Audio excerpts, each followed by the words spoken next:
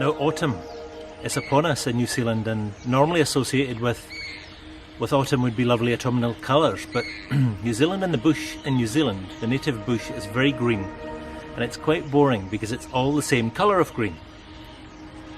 But I'm down on the beautiful banks of Lake Okaraka tonight, and Lake Okaraka has got one or two deciduous trees dotted around, which I'm going to try and capture tonight as I try and shoot stuff. So there's some lovely yellows and oranges way in the distance, and what I've actually done is I've actually come down here to try and look at how the light's going to fall over here, over to the west, but I think it's maybe a bit too cloudy tonight, and with that the last of the light should illuminate through the trees and the leaves that are over there with the yellow and orange trees.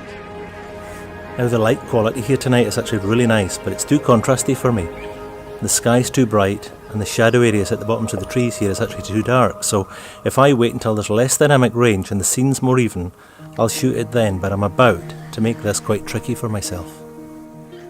So one of the whole purposes of tonight is actually to come down here and set myself a one lens, one shot challenge, and the lens I'm going to use is this thing. So this is a 120mm prime for the 645Z, so not a lens you'd normally associate with doing landscapes.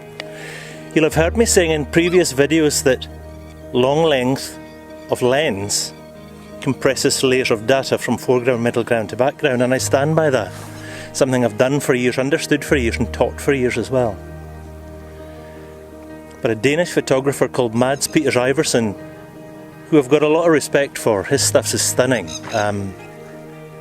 He kind of rocked my world last week because he released a video to say that that's not right. Not because I said it, but he's been doing his own research. And he was saying that it would actually be magic, actual magic, if lenses could do that. But if I look at the relationship between foreground, middle ground and background, he's right in when he says all it's doing is zooming in, it's not compressing layers of detail.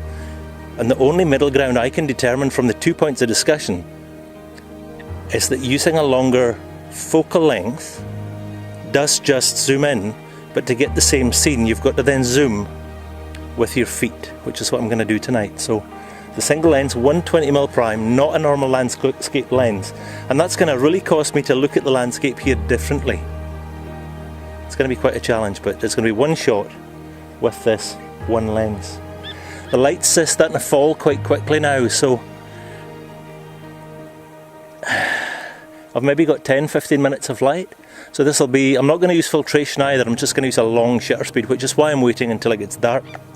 And I'll probably end up at f22, f32, maybe with about a 10-second exposure, because it's starting to get quite dark, and that's going to smooth out the water, as I normally try and do. So I've got two choices. I can head down this way, but I have no colour, nor any spectacular light, but over here I've got some colour still in the clouds, still in the sky, and I've got some deciduous trees over here, both yellow, light green and orange in the centre. I've also got some swans, ducks and geese over in the water, which I should be able to smooth out the water with and play around with them moving in that scene as well. So probably over this way is going to be my preferred shot. So this is going to be a super quick video, because it was all, I had a couple of sleepless nights about whether I was right or whether I was wrong, and I maintain I'm still right about longer lenses, compressing perspective, and being able to allow you to get closer to your subject, but you do have to zoom with your feet. So I'm going to go and set up and maybe even take a time lapse, see how we get on, and I think that's probably about it for me. I'll leave you with me taking this photograph, and I'll leave you with the image at the end. So quick video, until next time, keep shooting, have fun, and we'll see you next time. Cheerio. Oh, by the way, I'm actually sinking here. This is really marshy, so I'm going to have to get off here before I get up to my knees.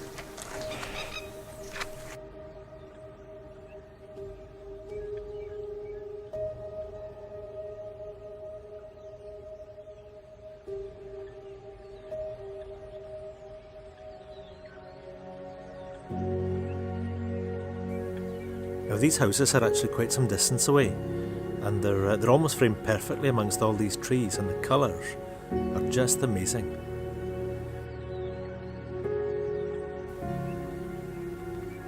So I'm going to show you an illustration of having to zoom with your feet. Here we have a close-up with a wide-angle lens and the camera is close to the subject. And as the focal length increases, you need to distance yourself from your subject, which creates the illusion of the gazebo growing. But this is more about proximity to your subject, relative to your focal length. As we zoom back out, our distance from the subject reduces to keep the framing the same. And you'll actually see the reflection in the sunglasses here at the short focal length end. And 100mm is roughly the same full frame focal length equivalent that I'm shooting with tonight, but we can increase this illusion even more by zooming right in whilst moving back from the subject. Now let's get back to this landscape shot. Now this is actually quite tricky because I can't zoom on the lens because it's a prime. So I've got to assess a composition and position the camera in exactly the required position, and every step makes a difference. Now, medium format landscape photography, it's actually deliberate at the best of times, but this is actually really quite particular.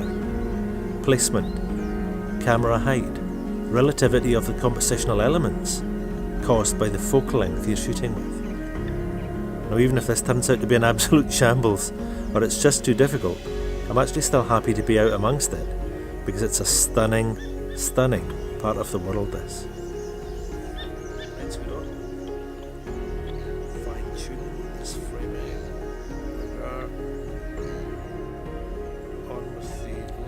Zoom in, focus on trees,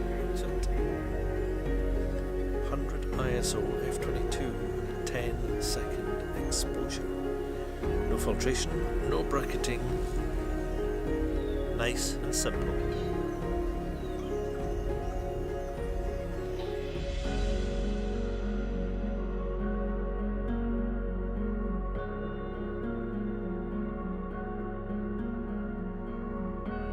That's my single lens, single shot challenge. I would like to know what your thoughts are, even if you think I'm wrong. And if you want to see more from me, well, I'd appreciate a like and a subscribe, as even these simpler videos are really hard work to put together. Until then, see you next time.